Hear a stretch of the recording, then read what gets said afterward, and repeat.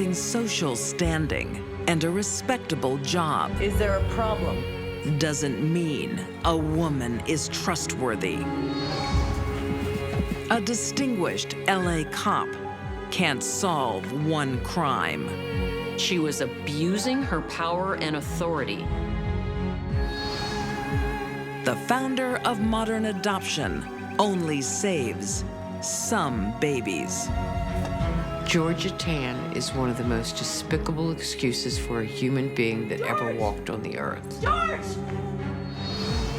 And a young scientist uses her laboratory for no good. She felt entitled to take somebody's life. These deadly women are smart, cunning, and think they're above the law.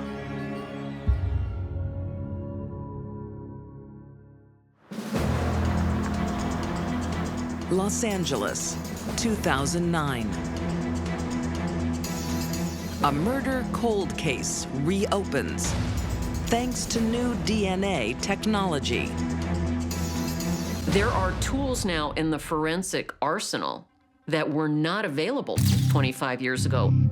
For 23 years, Sherri Rasmussen's killer has roamed free, but justice is moving in. For LAPD Detective Stephanie Lazarus, it's a case close to her heart. This was a love, essentially, that never died. Too close.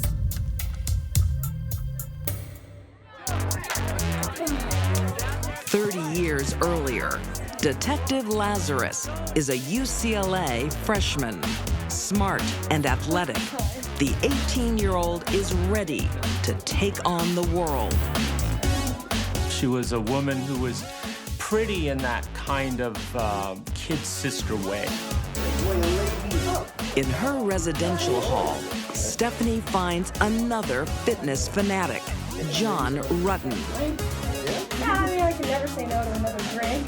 Tall, charming, and ready for fun. They both like to run, they both work out, they're fitness nuts, they lift weights. Where's that drink, Congressman? I'll make it up. It's not long before the pair hooks up, but in the modern way, as friends with benefits. They date, but they're not exclusive. It's not like they're lovers. Well, at least from his point of view.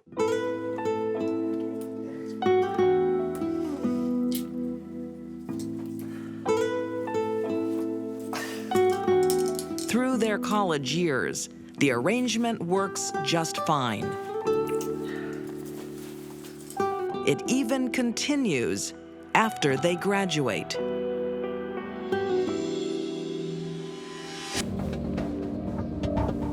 After graduating from UCLA, Stephanie surprises all her friends and her family members by applying for the police academy.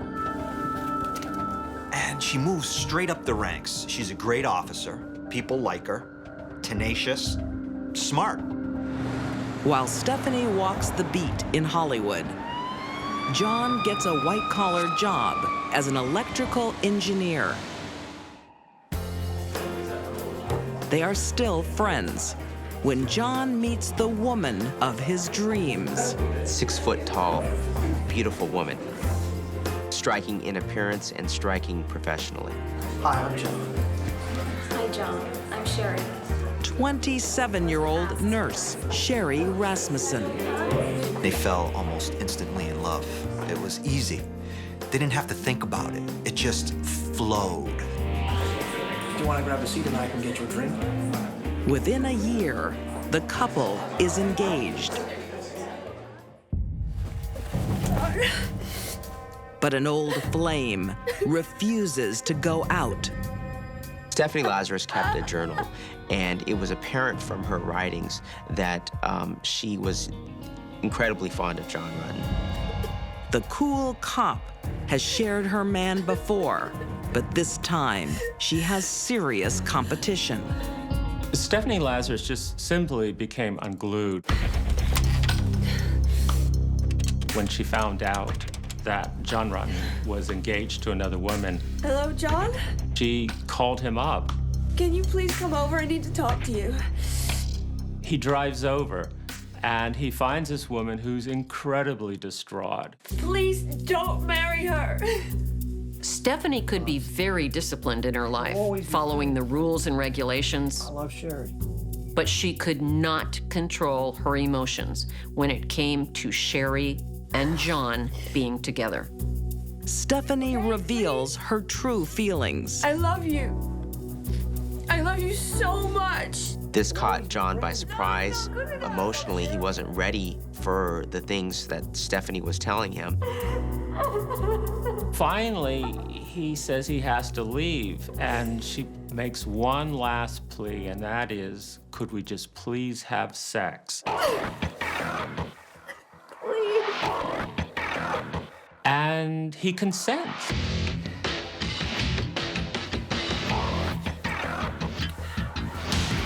For John, it's a farewell gift for an old friend.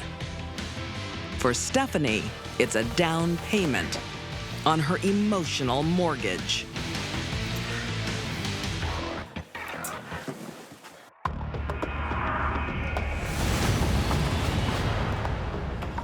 Hey! You stole my boyfriend! In a very telling sorry, what do display you mean? of jealousy and possession, Stephanie went to Sherri's office at the hospital. He slept with me 2 nights ago? What? Stephanie shows her rival she still has the power over John. She was wearing short shorts and a crop top in what I think was an effort to show how sexy and cute she was. I can't. This was shocking to Sherri Rasmussen. She was frightened. She was frightened of Stephanie.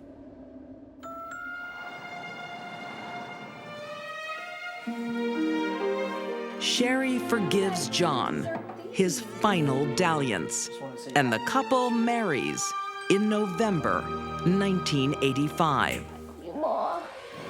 But if they think a wedding ring will end Stephanie's obsession, they're wrong.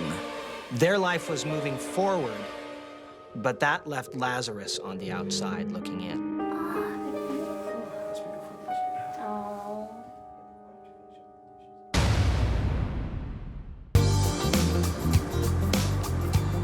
November 1985. Los Angeles couple Sherri Rasmussen and John Rutten are in the first blush of married life. The only blemish on their happiness, John's old college flame, Stephanie Lazarus, now an officer in the LAPD. How did you get in here? He left the door wide open. Stephanie is stalking. Sherri was in the condominium by herself and found Lazarus in her police uniform inside their condominium. Get out now. No. And there was a confrontation. I'm waiting for John. Are you kidding me? Get out of my house now. She was abusing her power and authority and stalking another woman because of jealousy. I cannot imagine a more dangerous situation. I'm so sorry she's doing this to us. John is torn between his new wife and his old friend. Tell her to leave us alone. I think we should just ignore her. She'll get over it. And does his best to smooth the waters. In her mind, Stephanie believes that she's involved in this love triangle. But it's really a fantasy. Stephanie's fantasy becomes Sherri's nightmare on February 24th, 1986. When the LA cop hands out her own justice.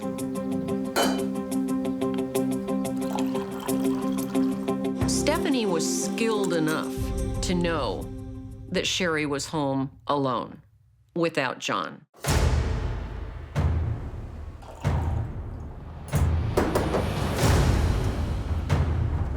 doing? Once Stephanie picked the lock, there was no going back.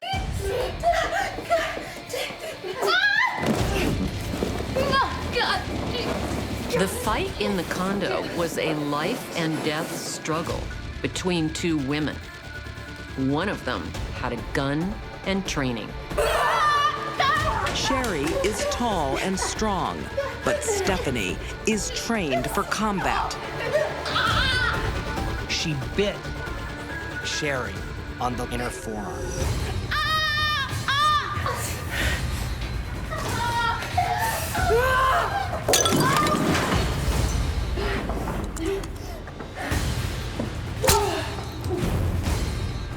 Sherri is no longer struggling. Lazarus makes the conscious choice to grab the blanket, wrap the gun in order to muzzle the sound.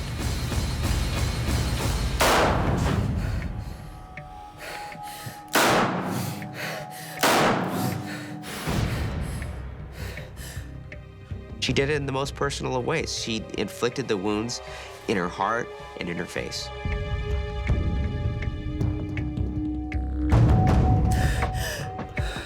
Then, Stephanie stops thinking like a killer and starts thinking like a cop. She knocks over some furniture, she pulls out a drawer, and then she stacks a VCR and a CD player at the foot of the stairs. So if you're cops and you come over and you look at this, you think, a robbery gone wrong. And that's exactly what the LAPD believes. Stephanie's colleagues hunt for an armed robber, but they have no leads. There is no hair evidence, no blood evidence, no fiber evidence to connect her body with any suspect. Stephanie pulls off the perfect murder. So the case went cold for about 17 years. But if Stephanie has hopes of reclaiming her true love, John ends them. Their friendship slowly dissolves, and years later, Stephanie marries someone else. Some people are able to lock away a dark secret like that. Maybe she even began to believe that that did not happen. Stephanie has a successful police career. By 2006, she's moved into the exotic world of art fraud. But Stephanie's own fraud is about to be uncovered. She will be bitten by evidence she left 23 years ago. And the coroner investigator took a swab of that bite. And that bite swab essentially sat in a coroner's freezer for 17 years. It wasn't until 2005 that the police department had the technology to do DNA detection on such a small sample. Now, all the victims' acquaintances are secretly swabbed. And among them is the name, of course, of Stephanie Lazarus. And they followed Ms. Lazarus around, waiting for her to discard some item that might contain her DNA.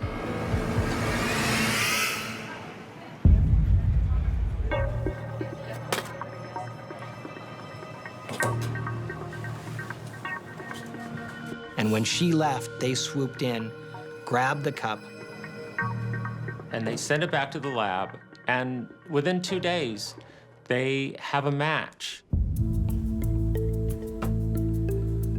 We know you didn't, Stephanie. You have no proof.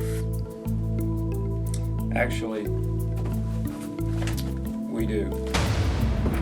Accustomed to asking questions, the tables are turned.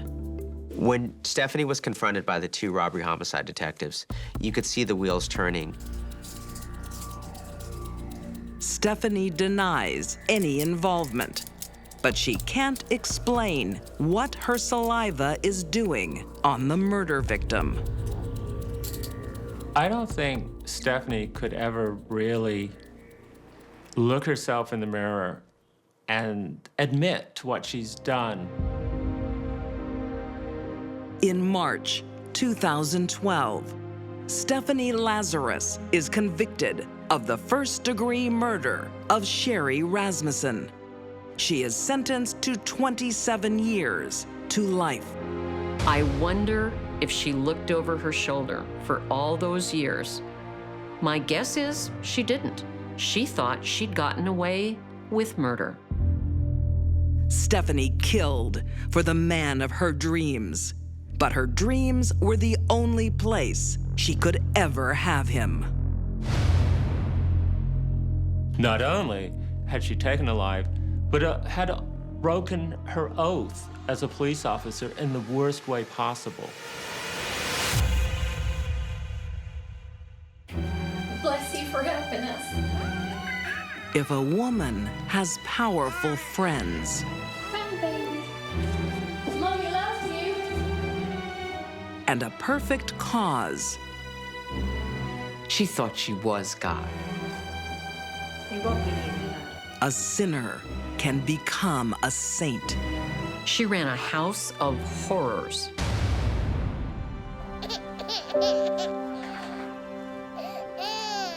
Memphis, Tennessee, in the 1940s.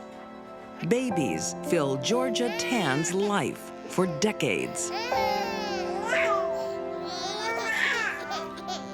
The 49-year-old goes down in history as the mother of modern adoption. Prior to the early 20s, adoption was very, very uncommon in the United States. When Georgia started, she saw herself as the savior of these unwanted or neglected or abandoned children. Georgia gives the babies a second chance by finding them good homes. Don't get this one ready. Yes, ma'am. Bringing happiness to childless couples.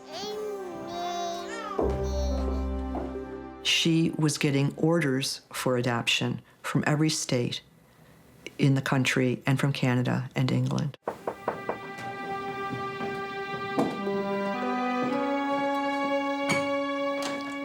Hello. Georgia is the angel of Hollywood. So lovely to meet you. Lovely to meet you too. Come on in. Some of its brightest stars flock to her orphanage. A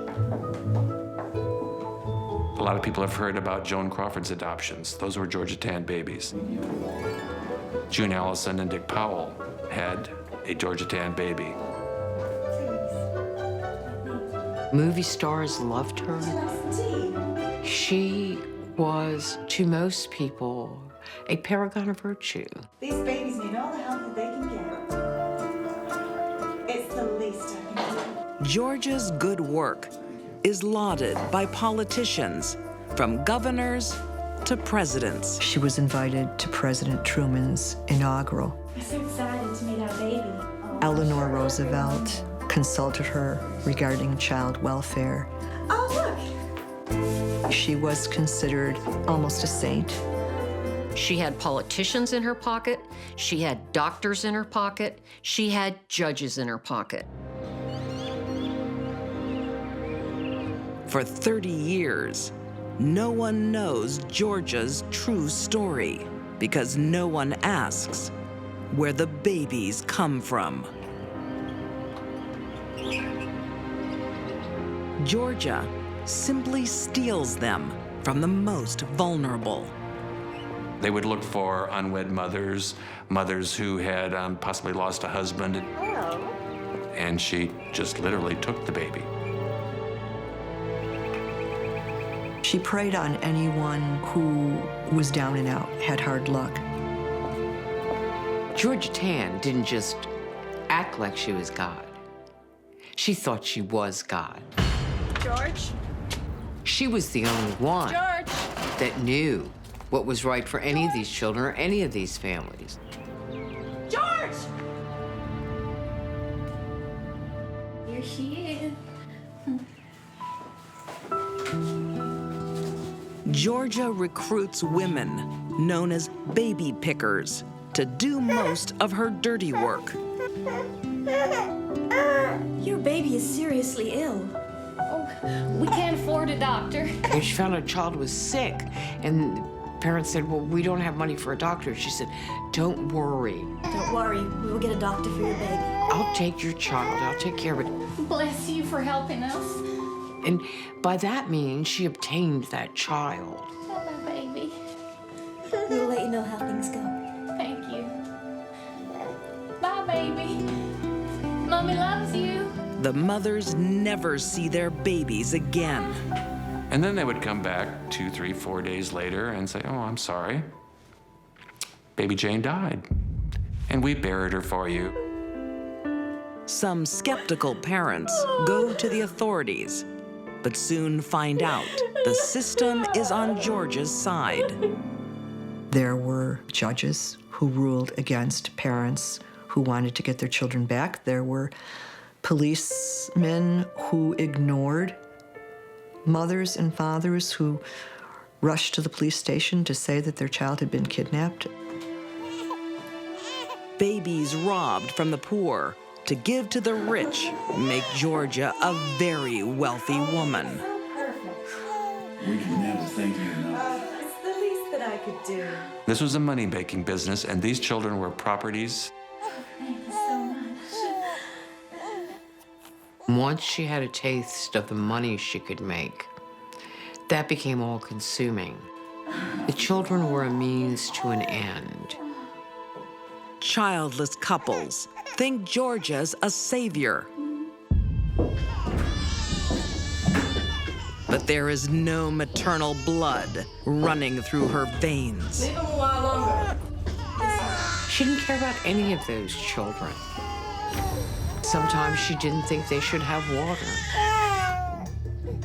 She often drugged infants so that they wouldn't cry. She was a monster. Soon, Georgia's inaction will have the most catastrophic consequences. Georgia Tan is one of the most despicable excuses for a human being that ever walked on the earth.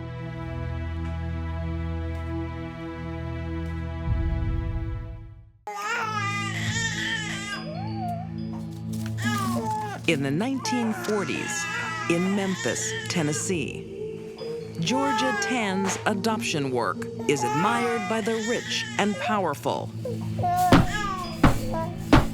Somebody do their job and shut those babies off. But Georgia has two faces and no heart.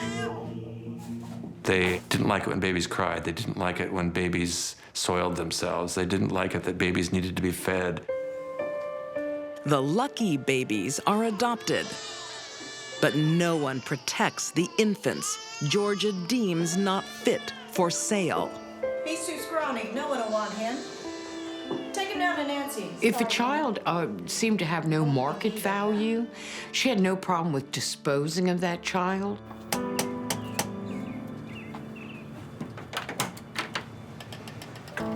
Hi, Maureen. So, number one? Come on in. Rejected babies are farmed out to untrained caregivers.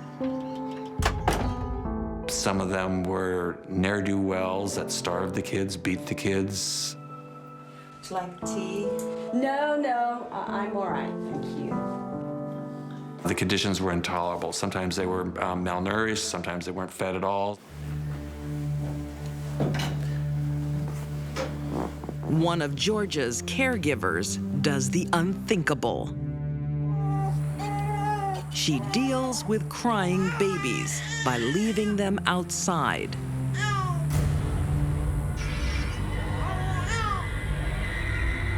And she would leave the babies sitting out in the sun, and some of them baked to death in the hot sun.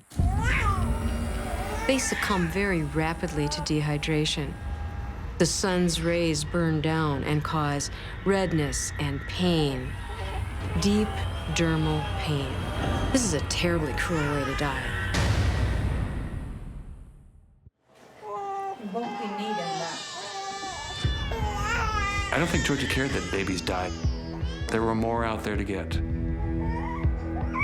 Georgia's adoption business is booming. The orphanage is packed to the rafters with sellable babies. The children were crowded together in cribs, 4 or 5 children in a crib. If one child was sick, soon all the children would be sick. When a dysentery outbreak hits Memphis in 1945, it spreads from baby to baby. I'll take care of that. Georgia, these babies need to be separated from the sick ones. Her own doctor was saying this gastrointestinal disease that's going on here is causing diarrhea, and this is going to kill the children. She didn't care. Medicine can save the babies. Get this filled fast. I know what's best. But Georgia refuses to give them any. They let Mother Nature take its course, and if the child got well, it was good. If not, they died. In just 2 months, 50 tiny lives are lost. The Memphis infant mortality rate soared to the highest in the nation. Georgia Tann is one of the worst child killers I've ever studied because she had education, money, and power. There's a lot more innocent blood on Georgia's hands. No one is actually sure of how many children died over the years with Georgia. The estimates tend to run in the area of 500. Which would make her the most prolific female serial killer in history.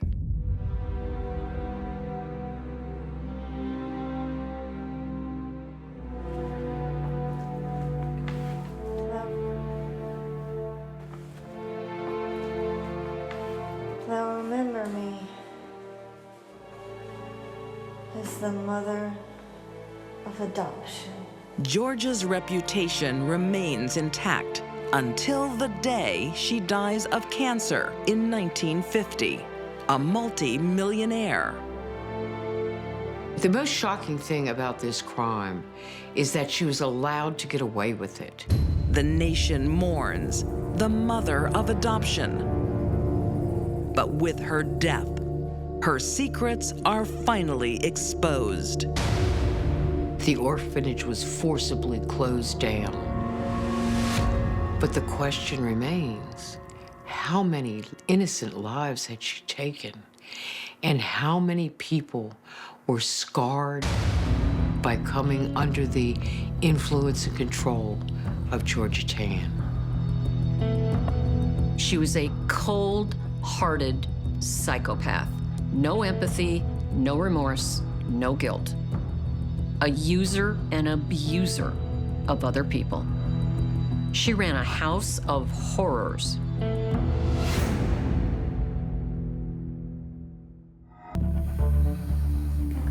A woman with brains and beauty. Well, I think you got it. She had an ability to be very flirtatious and to attract men. Can be the most dangerous of all. She's highly arrogant and thought she wouldn't get caught.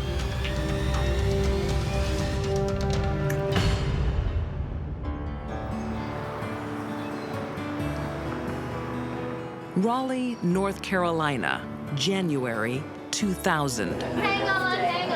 Cheers to our baby.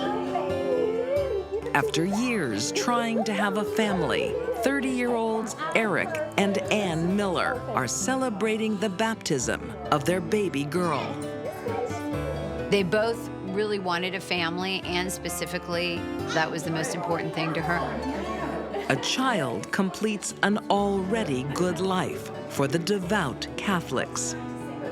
Eric and Ann, what a perfect, beautiful, wonderful young couple. Sweethearts since college, Ann and Eric are both bright scientists.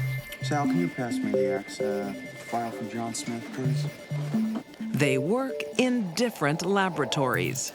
Eric has big ambitions, nothing less than a cure for AIDS. He wanted to work in pediatric AIDS research because that's what moved him. He was a compassionate person. He was a kind man. He always had a smile on his face. Together, the couple brings in a good living. But it's not enough money for all the treats Anne wants in life. You can't be serious. Why not? Anne insisted they buy a boat. Anne was talking about moving to a larger house in a nicer neighborhood. We can't afford the car, let alone the boat.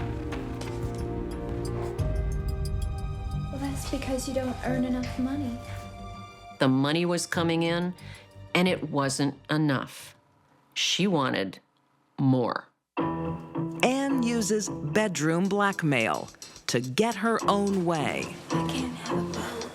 You can't have me. Anne would intentionally withholding intimate contact from him unless he went out and purchased her a certain gift that she wanted. Unhappy with what marriage offers, divorce isn't an option. She was very devout in her practice, and she didn't want to be seen as a divorced woman. In November 2000, fate seems to intervene when Eric goes bowling with the boys. They drink their beer, they eat their sandwich. Eric does comment while he's drinking the beer. This beer tastes a little skunky, huh? It does taste really good. You know, it's never very good. It's cold, just drink it. Eric Miller becomes violently ill. He starts having to run to the bathroom. He has bouts of diarrhea, vomiting, nausea. How you feeling, Eric? Within a few hours, he's taken to emergency room. Eric is critically ill, in agony for days, and the doctors don't know why. We're running some tests. Eric's illness was a big mystery to doctors. He was a healthy guy. He was not somebody that had ever been sickly before. Yeah, we're hoping he's gonna be fine. Puzzled doctors start wondering if the scientist's laboratory is making him sick. They run tests for deadly chemicals and find one: arsenic. But it's not from Eric's lab. He's got huge amounts of arsenic in his system. Somebody's poisoning him. Arsenic can cause basically your whole body to deteriorate. Being poisoned with arsenic is being tortured. But who wants Eric dead? Look, I hate to say this, but you've been poisoned. The police need to speak with him before he dies so they can figure out who's done this to him. For police, the spouse is always a prime suspect. They ask Eric, is there anybody that could have done this to you? Could your wife have done this? And he says, absolutely not. Eric dies on December 2nd, 2000. Eric was sweet, Eric was kind, he was a devoted husband, a devoted father. A murder investigation is underway. Before it's over, another life will be lost. The motive in this case, you have to believe in evil.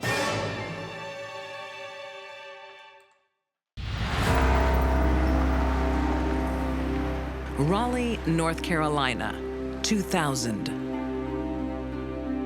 30-year-old scientist Eric Miller is dead before his time, the victim of arsenic poisoning. The police start looking into the young father's life. We didn't find anything. I mean, no girlfriends, no boyfriends, no gambling, no dope. He was a Midwestern meat and potatoes guy. They know the arsenic isn't from David's lab. And lo and behold, didn't have any arsenic in it at all. None. But there is one lab full of arsenic. His wife's. Son of a gun. There was arsenic pretty much available like soap in the lab that she worked in. You know, I'm not the world's smartest detective, but that really makes me suspicious. To the outside world, Anne is a devoted wife and mother. Once we peeled that veneer away, what should have been the solid wood underneath wasn't quite so solid anymore. Police obtain Anne's phone records, and they reveal something strange. When Eric was in the hospital and Anne was supposed to be sitting by his bedside, she was calling her lover.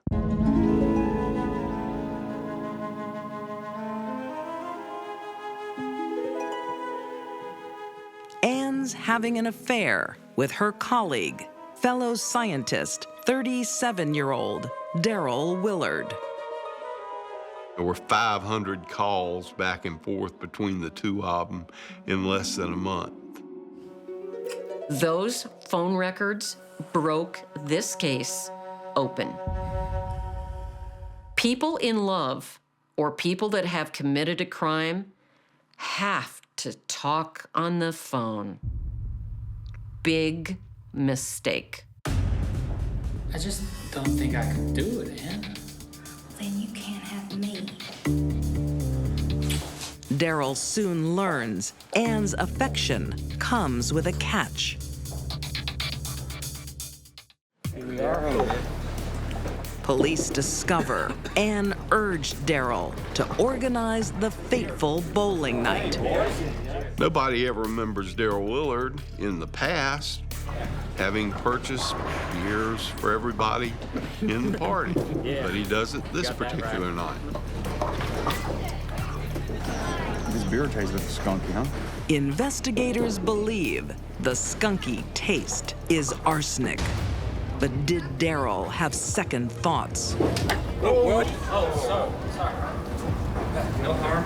The beer was mysteriously spilled. The district attorney believed that Daryl Willard changed his mind and decided he didn't want any part of this.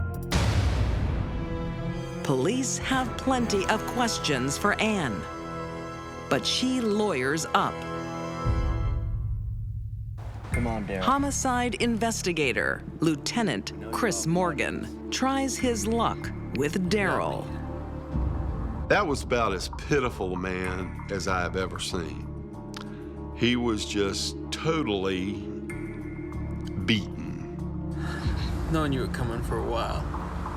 I just didn't know when. And I said, Daryl, I think you've been used. I think a woman has really used you. Yeah. She's done a really good job of it. I said, Daryl, yeah, we need to talk. He said, I'm sorry.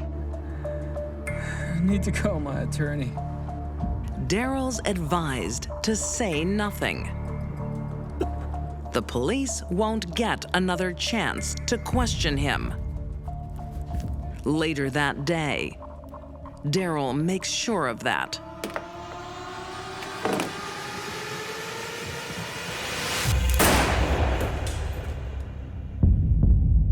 Daryl's suicide looks to me like a panic suicide. The world was caving in around him, but it might have had something to do with tremendous shame and guilt. Without the star witness, the investigation stalls. Police have a prime suspect, but aren't ready to make an arrest. And in a homicide case, you always have to remember one chance. You ain't got no do-overs. Well, say hello, Daddy. How's it going out here? To escape the glare of the police, Anne moves to a new town and hitches up with a new man. Her husband's not been dead 6 months even. She just reinvented herself. But the police aren't giving up. They think a dead man's words could give them a breakthrough. They want to know what Daryl told his attorney. The police say, well, we want to get that information from the attorney. And of course, the attorney says, I can't give you that information. Attorney-client privilege is confidential. But prosecutors take their case to the North Carolina Supreme Court and win. It was missing piece. It was actual evidence that Ann Miller had admitted to Daryl Willard that she had injected her husband with arsenic while he was in the hospital. So once we got that, we finally arrested Ann Miller in September of 2004.